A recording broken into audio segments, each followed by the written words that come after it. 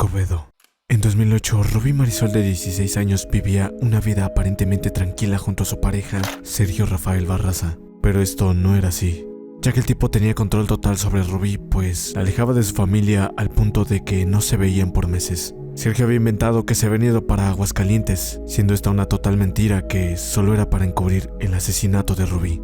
Sin embargo, fue el mismo Sergio quien avisó a su familia que se verían para las festividades navideñas de 2008, solo que esto nunca pasó, pues según Sergio, Rubí había escapado de su casa. Marisela, su madre, se escandalizó, pues para ella era imposible que se hubiera ido abandonando a su bebé, quien se había quedado con Sergio.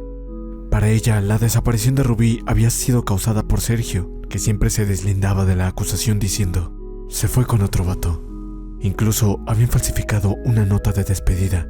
Esta fue encontrada por su hermano, pero no dio crédito a esto, pues supuestamente no era su letra. Marisela fue a denunciar este hecho el 6 de enero y después de trámites burocráticos casi imposibles y malos tratos por parte de los servidores públicos, le fueron entregados 20 volantes para repartirlos por la ciudad, a los que ella le sacó más copias, pues 20 pesquisas no eran suficientes. Su madre, con múltiples enfermedades debido al estrés, logró encontrar el paradero de Sergio y su nieta, quien con esta información fue a denunciarlo para recuperar la custodia de la bebé, pero en la procuraduría le dijeron que no podían ir pues era Semana Santa. Marisela, indignada, amenazó con crear un plantón delante de la subprocuraduría y llamar a la prensa, logrando así que fueran por Sergio, quien, asustado y al desconocer por qué iban por él, inmediatamente se inculpó, revelando que él fue quien asesinó a Marisela golpeándola en repetidas ocasiones y que él lo aventó en un lugar donde se avientan huesos y grasa de cerdo. En los juicios, un testigo al que se le llamó Ángel Gabriel recordó que al estar reunido con amigos alrededor de una hoguera, llegó Andy Barraza, uno de los hermanos menores de Sergio. Les contó que este se había quebrado a su ruca. Mi carnal se quebró a su ruca Rubí y fue por mi otro hermano para que le ayudara a tirarla. Horas más tarde, el propio Sergio llegó a la hoguera y confirmó la versión. La maté y la fuimos a tirar a las marraneras. La metí en un tambo, le eché mucha basura encima, le prendí fuego, la quemé y la fuimos a tirar entre el David y yo. Lamentablemente en este lugar solo se logró rescatar una tercera parte de los restos de Rubí, pues había demasiados restos de cerdo y lo demás se lo habían comido entre perros y animales de rapiña. Con todos estos testimonios, Sergio fue liberado meses después. Pese a su propia declaración, no se pudo comprobar el delito. María presentó una queja a la CNDH, quien condenó la actuación de la Fiscalía General del Estado. Con esto logró que la Fiscalía cambiara la sentencia que había dejado en libertad a Sergio, pero ya era muy tarde. Ya había escapado. La vida de todas las personas involucradas terminó en tragedia. Marisela se convirtió en activista en contra de la impunidad y exigía la recaptura de Sergio. Debido a que se había convertido en alguien incómoda para el mismo Sergio, ella fue abatida frente al Palacio de Gobierno de Chihuahua. En el momento, ella intentó huir, pero el individuo la alcanzó. Ángel Gabriel, quien había declarado en contra de Sergio, se cree que fue abatido. El 15 de marzo de 2011, menos de un año después de haber testificado, un comando armado irrumpió en la vivienda de la familia de la colonia 16 de septiembre, donde dispararon a sangre fría contra la madre Cirila Maciel, el tío Damaso Maciel y Juan Ernesto Valles, de 20 años, quien se presume es la identidad real de Ángel Gabriel. Se decía que esto fue un acto de venganza por parte de Sergio, pero la Fiscalía de Chihuahua se apresuró a decir que no tenía nada que ver. Sergio, el causante de todo esto, se integró a los Zetas, quien murió el 16 de noviembre de 2012 en un enfrentamiento con militares en el estado de Zacatecas, casualmente donde Marisela Escobedo había señalado una y otra vez que se encontraba el asesino de su hija. Magdalena Aguilar. La historia de Magdalena nos demuestra lo que es capaz de hacer la gente con tal de no enfrentar a la justicia, llevándose vidas por delante y minimizando la dignidad del ser humano. Todo comienza en 2011, cuando Magdalena, un estudiante de nutrición, y César se conocen. Su repentino interés amoroso provocó que 6 meses después tuvieran un hijo, por lo que se casaron y comenzaron a vivir juntos. Para mucha gente eso significa una meta, tener una vida plena, pero para Magdalena fue totalmente lo contrario, pues significó dejar sus estudios y separarse por completo de su familia núcleo y a muchas amistades. Esto debido a que César comenzó a tener celopatía, por lo que también evitaba que Magdalena se maquillara, se vistiera bien y en un punto también le prohibió hacer ejercicio. El cambio era evidente. César no la dejaba asistir a reuniones familiares, visitar a su abuela, a sus padres, incluso dejó de celebrar cumpleaños de sus hermanos. La respuesta a las invitaciones era siempre la misma: no puedo, estoy ocupada. Para verla solo había una forma: ir a la casa de César. Lo más notorio en su nueva vida fue que adelgazó al extremo, esto pese a la llegada de su segundo hijo. El apoyo de su familia siempre fue incondicional, esto pese a que César le prohibiera rotundamente que se viera con su hermano Saúl, pues tenía miedo que a su hijo mayor, en palabras de César, le fuera a pegar su homosexualidad. Saúl recuerda a César como un hombre homofóbico, celoso, machista y posesivo. En palabras de él, también le quitó toda la energía, la vida y la metió en problemas. Un día, cuenta, la Secretaría de Hacienda y Crédito Público le requirió a Magdalena que se presentara a regularizar la situación fiscal de su joyería. Todos se extrañaron, pues no era un negocio que conocieran de ella, y aunque no se frecuentaran mucho, sería evidente que ella ya tuviera un negocio de esta magnitud. La razón de esto fue que César a escondidas puso a nombre de Magdalena una joyería de plata que administraba un familiar de él. César en ese entonces tenía 35 años, y la familia de Magdalena nunca supo con exactitud a qué se dedicaba. De igual forma, Magdalena logró recuperar sus estudios gracias a la intervención de sus padres, pero tenía que viajar todos los días a Iguala, cosa que a César le molestaba. Estas actitudes fueron gastando la relación, por lo que una mañana de agosto del 2014, Magdalena dijo por teléfono a su padre, Diego Aguilar Zamora, que no aguantaba más, que quería separarse de César. La respuesta fue inmediata: salte, toma solo tus documentos y de los niños, no te traigas ropa, te espero afuera. Ese día, César no estaba en casa. Magdalena se apresuró, buscó los documentos, guardó algo de ropa suya y de sus hijos, y dejó la casa donde vivió 3 años con César. A pesar de los pedidos de César Gómez para que María se quedara con él, la joven estaba decidida a recuperar todo lo que la hacía feliz. Después de aquella mañana de agosto, Magdalena comenzó a recuperarse, a mantenerse ocupada entre la escuela y sus hijos, y pasó el último año en su servicio social en el Centro de Salud de Taxco. Retomó el gusto por salir a tomar el café con sus amigas, por arreglarse, por pintarse, por ejercitarse, por leer, por ir a comer con su familia, por llevar a sus hijos a jugar al Zócalo. En este tiempo, coincide su familia, siempre se mantuvo fuerte, alegre. Nunca la vi enojada, siempre contenta, riéndose, cariñosa. Magda era una guerrera.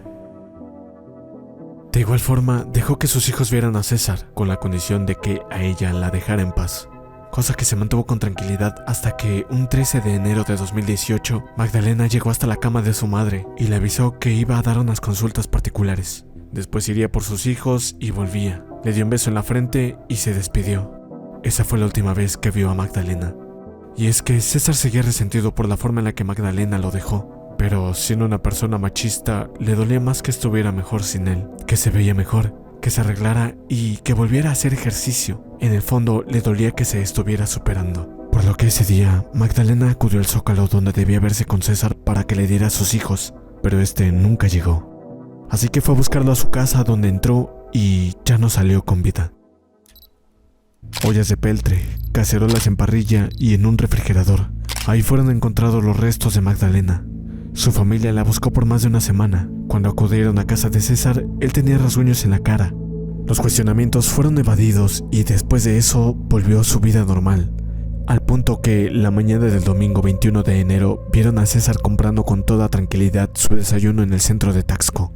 No fue hasta que vio un potencial peligro que huyó del municipio haciéndose pasar por Máximo, identidad que lo acompañó durante 4 años hasta que unos oficiales en Tijuana lograron reconocerlo. Y pese a ya haber pasado tiempo y tener una historia armada, este confundió su apellido 2 veces, pues dijo que se llamaba Máximo Guerrero y después Máximo Herrera, lo que levantó sospechas y ocasionó su detención para el posterior traslado a Iguala, donde hicieron el reconocimiento de sus hechos, los cuales le bastaron para darle una sentencia de 55 años. La madre de César tuvo un final muy parecido, pues ella fue cómplice y ayudó a César en cada momento, tanto con su fuga y con el asesinato de Magdalena. Este es el producto de la mala educación y solapamiento de todos los errores de madres que adoran de más a sus hijos, pues puede terminar de forma un poco más ligera o así.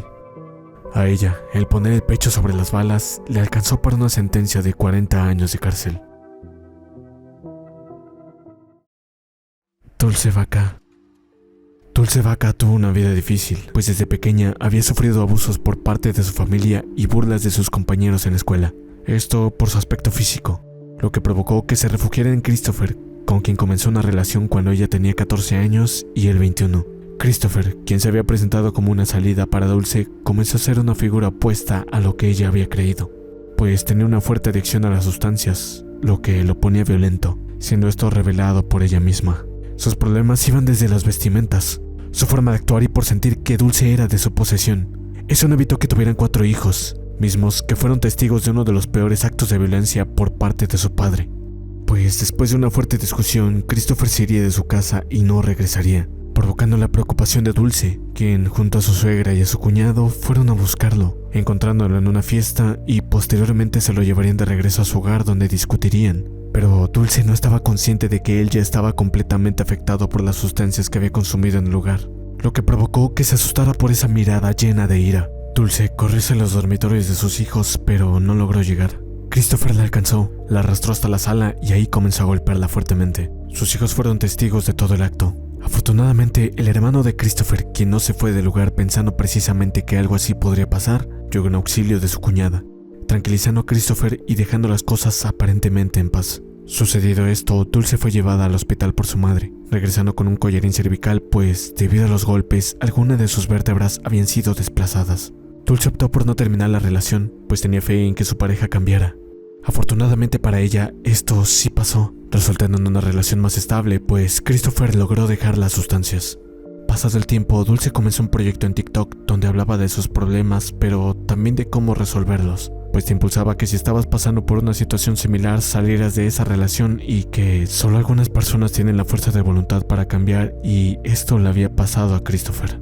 La gente sentía una relación extraña entre ellos dos y desconfiaban totalmente en él, pues, como se le decía en comentarios, esa gente nunca cambia y puede volver a atacar.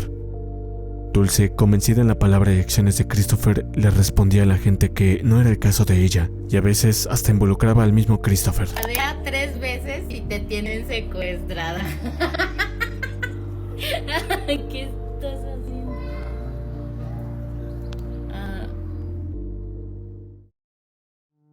Lamentablemente, el 14 de marzo de 2024 ocurriría lo que mucha gente ya advertía. Dulce había sido asesinada, producto de una discusión con Christopher, quien, asustado por lo que le había hecho, intentó suicidarse.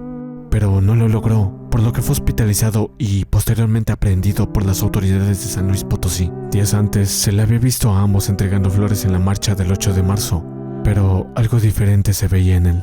Después del fallecimiento, el rapero Nando Rodríguez contó la breve historia que había tenido con la TikToker.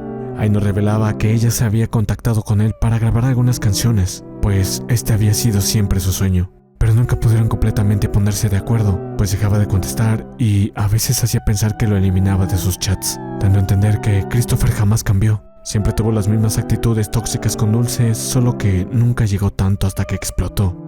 A día de hoy puedes escuchar en el canal del rapero las letras que Dulce escribió en un claro homenaje a la memoria de la TikToker.